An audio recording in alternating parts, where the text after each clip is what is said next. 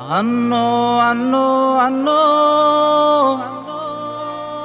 సువార్త చెబుతామన్నా. అన్నో అన్నో అన్నో సువార్త చెబుతామన్నా అన్నా. Praise the Lord. ఈ ఉదయకాల వాక్యము సామెతల గ్రంథము 10వ అధ్యాయము 6వ వచనము. ఇక్కడ మనం చూస్తే నీతిమంతుని తల మీదకి ఆశీర్వాదములు వచ్చును అని. సహజంగా ఇటువంటి మాట మనం చదివినప్పుడు, ఇటువంటి మాట మనం విన్నప్పుడు మనకు చాలా సంతోషం వేస్తుంది. ఎందుకంటే ఆశీర్వాదములు, దీవెన ఇవన్నీ మనకు సంతోషాన్ని ఇచ్చేటువంటి మాటలు. అయితే వాక్యము మనతో మాట్లాడుతున్నది ప్రత్యేకంగా వీరికి మాత్రమే ఆశీర్వాదములు వచ్చును అని ఇక్కడ ఖచ్చితంగా మాట్లాడుతున్నది వాక్యం. ఏంటది? నీతిమంతుని తల మీదకు మాత్రమే ఆశీర్వాదములు వచ్చును అని. దేవుడు తాగుబోతుని నీతిమంతుడు అనలేదు ఆయన, తిరుగుబోతును నీతిమంతుడు అనలేదు ఆయన, వ్యభిచారిని నీతిమంతుడు అనలేదు. తన ఇష్టానుసారంగా లోకానికి దగ్గరగా జీవిస్తూ లోకములో మిళితమైపోయి లోక కార్యాల్లో జీవిస్తున్న వ్యక్తిని ఆయన నీతిమంతుడు అనలేదు. మరి ఎవరిని నీతిమంతుడు అంటున్నాడు? మరి ఈయన దృష్టిలో ఎవరు నీతిమంతుడు? మరి ఆ నీతిమంతుని తల మీదకి ఆశీర్వాదములు వచ్చును అని అంటున్నాడు. మనం ఒకసారి ఆలోచన చేస్తే బైబిల్లో చాలామంది నీతిమంతులుగా దేవుడు పిలిచిన వారిని మనం చూస్తూ ఉంటున్నాం. అయితే దేవుడే స్వయంగా మనతో మాట్లాడించినటువంటి ఒక వ్యక్తి, ఆయన పేరు అబ్రహాం. ఆయన గురించి అపోస్తుడైన పౌలు గలతీ పత్రిక 3:6లో మనం చూస్తే, అబ్రహాము దేవుని నమ్మెను, అది అతనికి నీతిగా ఎంచబడును అని. ఇక్కడ అబ్రహాము దేవుని నమ్మాడు. నమ్మినంత మాత్రానే ఆయన నీతిమంతునిగా తీర్చబడుతూ ఉంటున్నాడు. ఇక్కడ కూడా ఈ మాట మనం విన్నప్పుడు సంతోషం వేస్తుంది, నీతిమంతుని తల మీదకి ఆశీర్వాదములు వచ్చును. కానీ ఇక్కడ నీతిమంతుడు అని ప్రత్యేకంగా చెప్పినప్పుడు మనం కూడా ఒకసారి మనం ఆలోచన చేయాలి.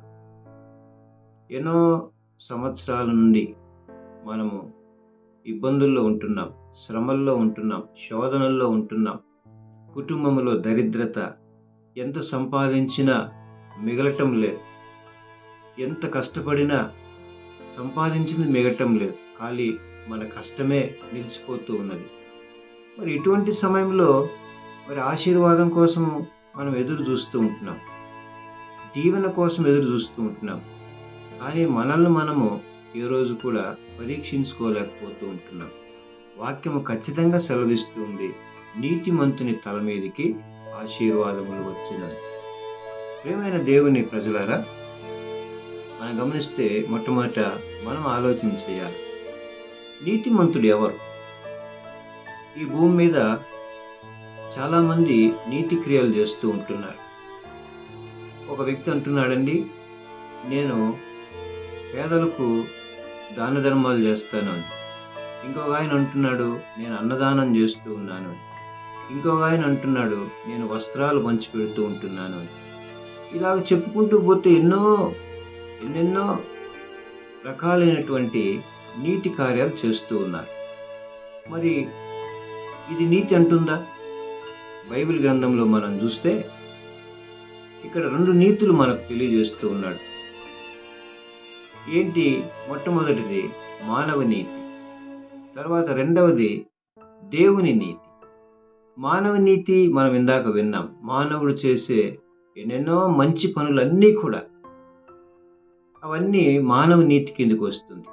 మరి దేవుని నీతి ఏంటి అంటే, అపోస్తుడైన పౌలు చెప్తూ ఉంటున్నాడు అక్కడ, ఎవరైతే దేవుని యందు అనగా యేసుక్రీస్తునందు విశ్వాసం ఉంచుతూ ఉన్నారో వారందరూ కూడా నీతిమంతులుగా తీర్చబడుతూ ఉన్నారు.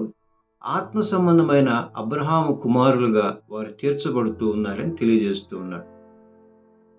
ఇక్కడ మొట్టమొదట నీ విశ్వాసాన్ని బట్టి దేవుడు నిన్ను నీతిమంతునిగా తీరుస్తూ ఉన్నాడు. ఈరోజు నీవు దేవుని యందు విశ్వాసంతో జీవిస్తూ ఉన్నావా? నీకు ఎన్నో కష్టాలు ఉన్నాయి, పేదరికం ఉంది, సమస్యలు ఉన్నాయి, శోధనలు ఉన్నాయి, ఆటంకాలు ఉన్నాయి. వీటన్నింటి నుండి నన్ను నా యేసయ్య తప్పకుండా విడిపిస్తాడు, రక్షిస్తాడు అనేటువంటి ఆ యొక్క విశ్వాసం నీలో ఉందా? అప్పుడే నువ్వు నీతిమంతునిగా తీర్చబడతావు. దేవుని నీతి ఏంటి? పాపములో ఉన్న మనకు, అనగా పాపము, శాపము, నరకానికి దగ్గరైపోయిన మనల్ని విడిపించటానికి సర్వోన్నతుడైన దేవునిగా యేసుక్రీస్తు నరావతారిగా ఈ భూమి మీదకి వచ్చాడు. ఆయన మనలందరినీ, అనగా మన పాపములను క్షమించి మనల్ని పాపము నుండి, లోకము నుండి, శాపము నుండి, నరకము నుండి విముక్తులు చేశాడు ఆయన.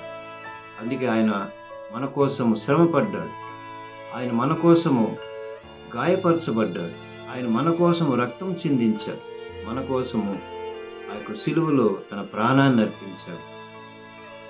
ఎవరైతే ఈ యొక్క రక్షణ భాగ్యంలోనికి వస్తూ ఉంటున్నారు, యేసు నిజమైన దేవుడిని నమ్మి ఆయన ఎదుట పశ్చాత్తాపడి పాపములను ఒప్పుకొని ఆయన దగ్గరకు వచ్చి ఆయన రక్తము చేత కడుగుబడి బాప్తిస్మము, మారు మనస్సు, పశ్చాత్తాపము ఇవన్నీ కలిగి యేసే నిజమైన దేవుడు అని ఎప్పుడైతే నమ్మి విశ్వాసం ఉంచుతూ ఉంటున్నావో అప్పుడు నిన్ను యేసయ్య నీతిమంతునిగా తీరుస్తూ ఉంటున్నాడు. అనగా నీవు నీతిమంతునిగా పిలువబడుతూ ఉంటున్నావు. అప్పుడే నీ తల మీదికి అనేక ఆశీర్వాదములు కూడా ఆయన పంపిస్తూ ఉంటున్నాడు. ఆశీర్వాదము, దీవెన ఇవన్నీ కూడా దేవుడు నీకు ఆయా సమయాలలో నీ అవసరాన్ని బట్టి ఆయన ఇచ్చేటువంటి వాడు. అందుకే వాక్యం తెలియజేస్తుంది, నీకు ఏది అవసరమో అది నన్ను అడుగు, నేను నీకు ఇస్తాను అంటున్నాడు. దేవుడు ప్రతి అవసరమును తీర్చును అంటున్నాడు. ఆశీర్వాదము, దీవెన మనకు అనవసరంగా ఇస్తే దాని విలువ మనకు తెలియదు. దేవునికి కూడా ఒక ఆలోచన ఉంది. ఈ ఉదయకాలం నువ్వు ఏదైనా అవసరతలో ఉన్నావా, ఇబ్బందుల్లో ఉన్నావా, దానిని బట్టి దేవుడు నిన్ను బలపరిచేవాడుగా ఉన్నాడు. దానిని బట్టి ఆ అవసరాన్ని తీర్చేవాడుగా ఉంటున్నాడు. ఇక్కడ మనం చదువుకున్న మాట, నీతిమంతుని తల మీదకి ఆశీర్వాదములు వచ్చును. మొట్టమొదట నీవు నీతిమంతునిగా తీర్చబడాలి.